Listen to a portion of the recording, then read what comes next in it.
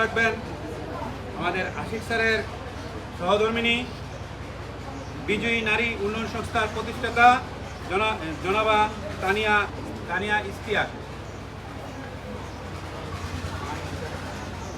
সময় ব্যয় করে গেছেন জনাব মরহুম করেছিল।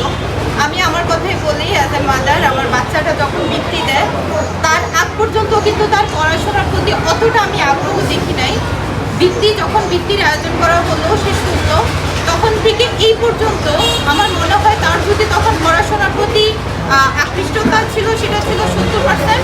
বৃত্তি দেওয়ার পরে তার 100% আকর্ষণ বেড়ে গিয়েছে পড়াশোনার কারণে। আমি জানি না এটা কি বৃত্তির কারণে নাকি তার নিজের একটা ইয়ে থেকে, এটা জানি না, কিন্তু ছোট্ট একটা প্রয়াস বৃত্তির জন্য, এটা যে বাচ্চাদের শিশুদের মস্তিষ্কে কত বড় একটা কাজ করে যায়, ম্যাজিকের মতো, এটা বলার মতো না। এটা আমি দেখেছি খুব কাছ থেকে এতে মা।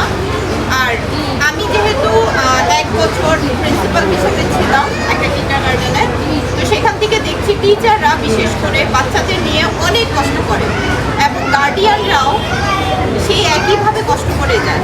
তো যাই হোক, বন্ধুসুরে বাসেট ফাউন্ডেশনকে অনেক অনেক ধন্যবাদ জানাচ্ছি এত সুন্দর একটা আয়োজন করার জন্য। আমাদের ভবিষ্যৎ প্রজন্মের জন্য আপনারা সবাই ভালো থাকবেন, আপনাদের বাচ্চারা ভালো থাকবেন।